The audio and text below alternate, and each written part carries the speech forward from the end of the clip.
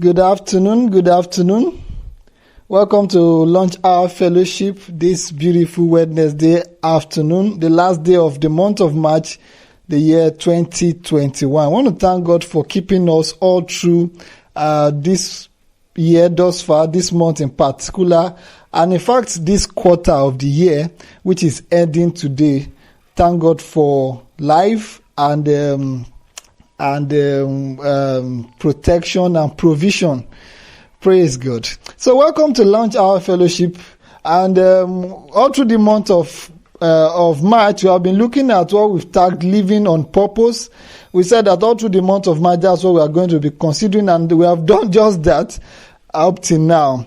So this will be the fifth installment of this teaching all through. I'll try and make it available on our YouTube channel, all right, so that we can always refer to it. But thus far, we have been able to, let me just quickly make a recap while you quickly share this link with your friends and loved ones, call them, send them a text message to tune in to this amazing 30 minutes of Wednesday that is going to rejuvenate their week. So today, so that's why we have looked at the need to live a life of purpose, all right? Why you need to live a life of purpose. I remember we shared that one for your fulfillment as a person, to the glory of God. Secondly, because of course, God gets the glory if you live a life of purpose. And thirdly, because He's going to bless people. All right. So if you don't live a life of purpose, you are not the only the person who is going to suffer it. God doesn't get the glory, so He's robbed of His glory. And thirdly, people are also robbed of the blessing they are supposed to get from it. So there is real need for us to live a life of purpose. All right. I remember we also moved on to look at how to discover God's purpose for our lives. In fact, we used 2 episodes to look at that. We used 2 episodes to look at that, how to discover God's purpose for our life, where we talked about how that God can lead you to your purpose through your talent, through your passion, through the people that inspire you, and through the opportunities that it creates, brings your way. So last episode, we looked at these 3 Ds of purpose. 3 Ds of purpose. If you remember them, you can write it in the comment section, just so that I know that you're a good student. So, but anyway, 3 Ds of purpose. We looked at discovery, development, and deployment. Discovery, development, and deployment. So again, I will try and make it available on our YouTube channel so that you can always go back to them and be blessed by this series of teaching. They will bless you. They will bless you real good. So today, as I've advertised, I want us to look at some things. I'm hoping I'll be able to finish it because I want this whole series to end this month of March and move on to something else in the month of April, starting tomorrow. I mean, of course, next week Wednesday is where we have Launch Hour Fellowship. But I want us to look at profiting from your purpose. Or I was thinking of titling it Trading Your Talents. Whichever way. What I want to discuss is how to earn from your giftings, your talents, and your purpose in general. How to earn from it. All right, that's very important. We cannot shy away from this. It's very important because long and short, if you are not benefiting from, if your purpose is not sponsoring itself in the long run, if it's not sponsoring itself, or you are not getting anything from your purpose, it's not taking care of you, sooner or later, we know you are going to get frustrated. I've seen many people going that way. I've almost been at the brink of that too myself. So I can tell you that this is very important. Some people have discovered God's purpose for their life. They are developing themselves. But the problem for them is that this thing is not viable. You see? And that's a big issue because as long as you are in this world, I mean, money is key and very important. In fact, I've seen because of this, many people who have stopped pursuing purpose and just left it to go and pursue money. And it's not supposed to be. But let me start by saying that it is God's plan for you that your purpose will ultimately, directly or indirectly, take care of itself and take care of you also. Let me say that again, that it is God's desire, right, that your purpose will ultimately, maybe not in the immediate, but ultimately take care of itself and also take care of you, either directly or indirectly. A scripture that I need to read to you, let me quickly read it. 1 Corinthians chapter 9 and from verse 7, I believe.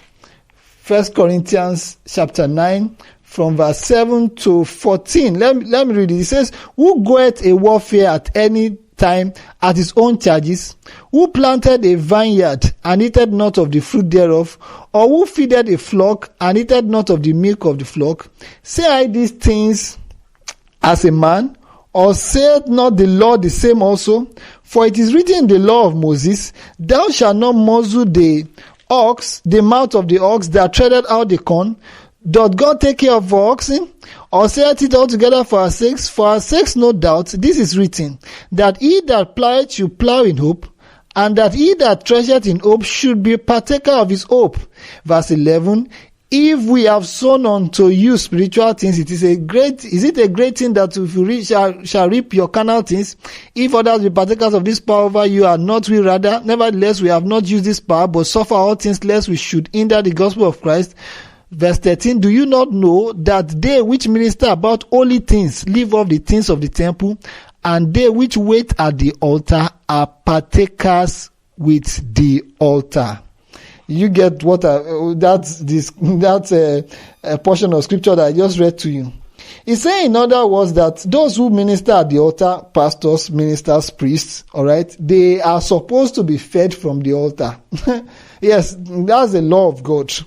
That what you are doing will take care of itself and also take care of you. It's not only ministry, because you find out in that, even in that 1 Corinthians 9 that I read to you, that even concerning agriculture, for instance, he said the ox that is working on the farm has a right to feed from that same farm produce. Has a right. You see that now. Even goes on to talk about a soldier.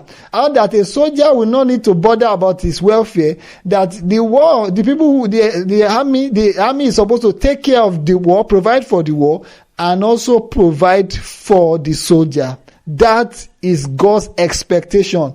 You know, in our local parlance here, we have something we say workshop. Now, where person they work in the shop.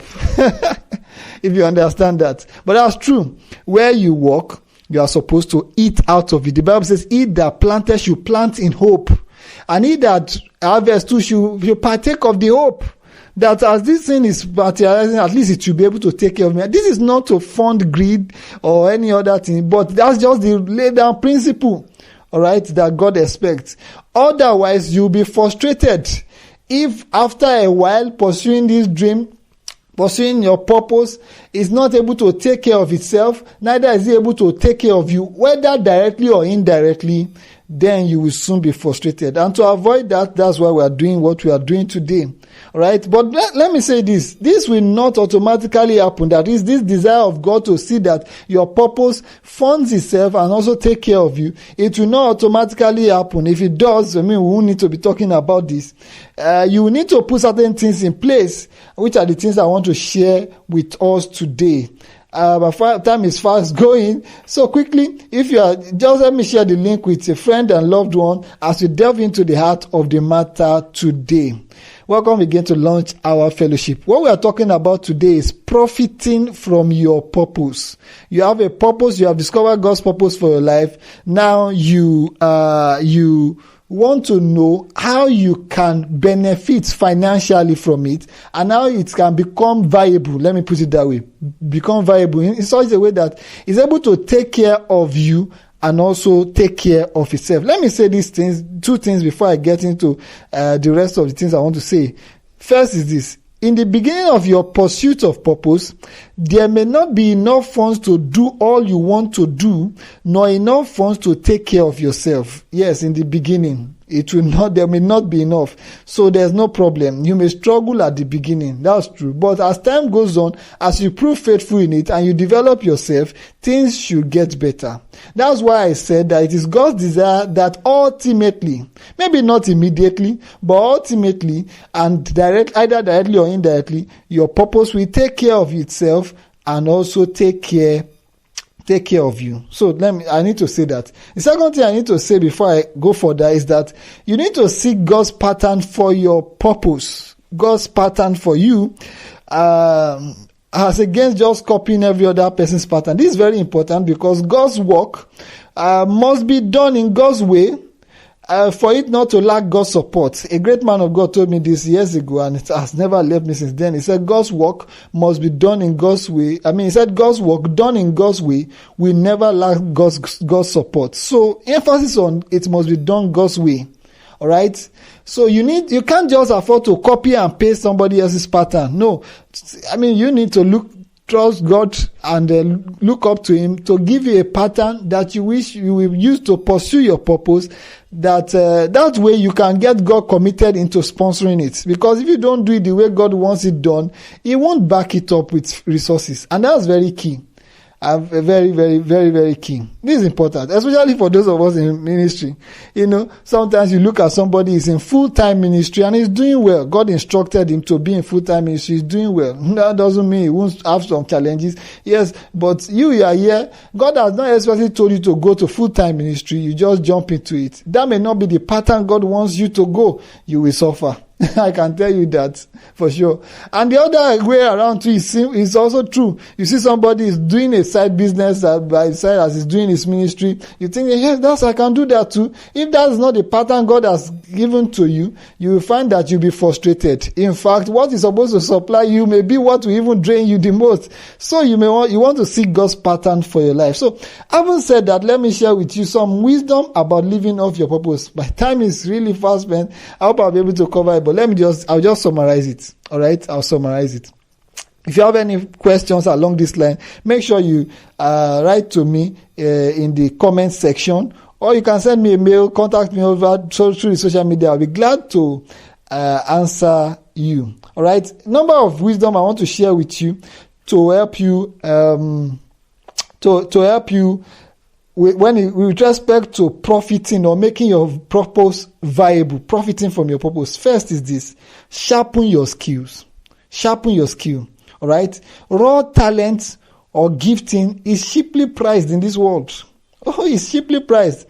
Crude oil is good, but it is not as expensive as petrol, because petrol is a refined product. And that's the problem with us as a country. We produce crude oil, but we are not refining much. In fact, we are not refining any many times of the year. We are not, and so we are not getting the kind of funds we need to get, because we are not ready to pay the price of refining.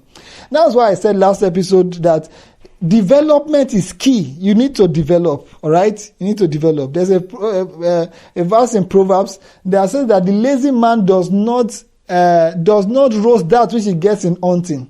It is laziness not to be able to refine yourself and leave yourself crude just the way like you are like that, and you'll be underpriced.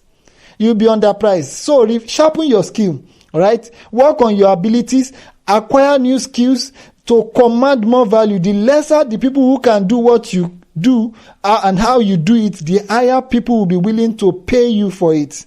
So work on yourself. You are not the only person doing that kind of thing. So, work on yourself. All right. Develop yourself. Sharpen your skills. Be better every passing time. I often say this, that if you do something, you should never do something you should never do something twice on the same level of competence. No, you are not developing if you are doing that. You need to get better each time. Don't settle for average. Distinguish yourself. Pursue excellence. Deliver top-notch quality, and you will command good financial reward. You command good financial reward. Proverbs 22 and verse 29 in NIV version says, "Saith a man who is diligent in his business." He said he was diligent and skillful. That's the way the NIV put it. Skillful. He said he will stand before kings and not mean men. He will stand before kings and not mean men. Kings can pay you the highest amount possible. So you need, but they're not going to patronize just anybody. They won't patronize you just to support it. They want to patronize the best. So you be the best. Sharpen your skill. You have a calling to sing. Sing well. Sharpen your don't just say I'm not anointed. Yes, it's good to be anointed. I mean, whether it's secular or gospel you are singing, be anointed. But also give us skill. You understand? We need the skill. Don't just also settle for skill. Get the anointing too. By all means, be at the cutting edge of what you are doing. So sharpen your skill. That way, you'll be priced well. Do you understand? Second wisdom I want to borrow you with respect to making your purpose viable is that you find and target your niche and your audience. Find your target audience. Find your target audience. I say this because not everybody needs you or value you. So find those who do, and the ones who will pay. They are the ones who will pay for you and for your services and your product and support the cause that you have. They are the ones. Not everybody will appreciate what you do. Nobody is called to everybody. So find the people that you are called to. They are the ones who will appreciate you, value you, and be able to pay for what you are doing. You need to find them. Don't stop throwing, just be casting your pears before the swine. No, find those who appreciate it. Do you understand? And then market yourself to those people. Market yourself to those people. People respond to what meets their needs and wants far more than they respond to things that don't meet their needs and wants. That's people for you. What caters? Everybody is selfish. Somebody said everybody is always listening to what is there for me. What is there for me? Everybody is always, that's what they're asking. You bring anything, okay, what can I benefit from it? So you cater to that. I'm getting ahead of myself, but I needed to say that find and target your niche and your audience.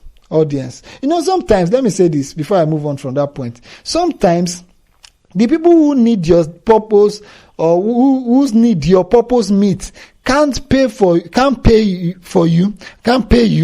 But what you do is look for people who are interested in your vision, who can pay for it, and then you feed them back with the progress report of what you are doing while also catering for them. Let me explain what I mean. I've said so much grammar there. But this is what I mean. Sometimes maybe you run an NGO, all right? You have a calling along that line. The people you are ministering to might be so poor they cannot pay. But what you do is that you look for people who believe in that cause, who are interested in it, market it to them. They will supply you the funds, the resources. You minister to these other people, all right? And then you also arrange and cater for the needs you feed them back, the people who are supplying, you feed them back with what you are doing, pictures, videos, and then also try to arrange something to appreciate them too from time to time. You know what will happen? Over time, the people that you are ministering to, people that you are giving, they are beneficiaries, all right, will grow up to also become sponsors. And so that circle goes like that. So that's how to manage that. So that's in a case where you can't directly monetize what you are giving. A lot. Even Apostle Paul did this when he was ministering to people. Where he got to some places, he could not collect offering from them. The churches he had planted before were sending him offerings. You see? And to do the work. Because the people he was ministering to, he was sent to, could not fund a project. I need to move now because of time. So much to say about that, but let's move on. The third wisdom I want to borrow is this: meet needs and solve problems. I already hinted at this. Meet needs and solve problems. The essence of living a life of purpose is not to showcase your giftings, but to meet needs and solve problems. So tailor your giftings to meet the need of people. Listen, if you are called to sing, for instance, we thank God for your beautiful voice and all of that. But you are not there just to showcase it to us. We want it to meet specific needs in the life of people. Specific needs in the life of people. Maybe it helps them to worship God, as in case of gospel artists. Maybe it helps them to relax. Maybe it helps them to satisfy their entertainment needs. It must be doing something. It must be doing something. Even as a pastor, I'm not preaching just to show my knowledge of the scripture or my vast knowledge of things. No, that's not the case. A pastor, a preacher, a teacher must know that what I'm doing is that I'm trying to meet a need. So That is always been in my mind anytime I'm preparing a teaching. What need is this teaching supposed to meet? Not just me showcasing everything I know. It's like this one, what I want this teaching to do is to equip people with certain wisdom that will help them profit from their purpose. So that helps me tailor what I want to say. Because people will applaud you for your gifting, but they will only pay you for what caters for them. They will only pay you for what caters for them, what meets their needs. So prayerfully come up with quality products and services that meet specific needs and solve particular problems. When that is done, you are well on your way to getting good reward. When people see that you are meeting their needs, all right, they will be willing to part with resources, money, for it. They will be willing to part with resources for it. The fourth one, and I'll round up with this, is showcase yourself. I've said, let me just run through. I've said sharpen your skill. Secondly, find and target your niche, your audience. Thirdly, meet needs and solve problems. Number 4 is this: showcase yourself. Showcase yourself. John's Gospel, chapter 7 and verse 4. John 7:4. The brothers of Jesus told Jesus, even though they were mocking him, but there's wisdom in what they said. They said to him, there's nobody who does all these things and himself is in the secret. He said, if you do these things, show yourself to the world. If you do these things, show yourself to the world. I like that. They were telling Jesus, you are doing all these miracles. Go out, show yourself to the world. Let them know that you are a miracle worker. Even though Jesus did not bend to that, because of course the nature of ministry. But that is a good advice if you are doing business or any other thing. You should, even in ministry, we advertise. Do you understand? Not to our glory, but to the glory of God. But we advertise. This is what we are doing. This is what we can do. Do you understand? No matter how good you are at what you do, if people don't know you, they can't patronize you. They can't. It's not the job of people to find you out. It's your job to showcase yourself. Just recently, a good friend or an old friend of mine said something. She said, when are you going to invite my husband to minister in your church? He's a gospel artist. I said, I didn't even know that your husband is a gospel artist. I said, why don't you post about it? Why don't videos, audios, pictures of him ministering? You need to show. It's not my job to use word of knowledge to find out what your husband does. How am I going to patronize what I don't know? So it's your job to showcase yourself, whatever you do. And good enough, we're in the age of social media, you should employ every means short of crime and sin to advertise yourself. This is what I do. This is God's calling upon my life. This is how, I can be a blessing to you. This is what I can do for you. That way people will say, okay, I need this. How much does it cost? How can I be a part of this? That's how they will be able to help you. So you need to showcase yourself. You need to showcase yourself. My time is fast spent, and that's about all we'll be able to do today. I'm sure you've been blessed all through the month of March as we looked into this series, Living on Purpose. We'll continue, of course, every Wednesday. I have something interesting for you as always. Don't forget also to join me on Saturdays, which is our Bible study with taglines and precepts. It shows on Omega Gospel TV if you are on any of the free-to-air satellite decoders, 9 a.m. on Omega Gospel TV. It's also going to air on our YouTube channel, The Teacher Ministries, and then on my Facebook profile, Feyi Abraham Adesonya, as well as on Twitter at Feyi Adesonya. I'm discussing further this Saturday on what I've titled Waiting on God. We started last Saturday. I'm taking it a notch higher this Saturday. So do well to join me Saturday by 9 a.m.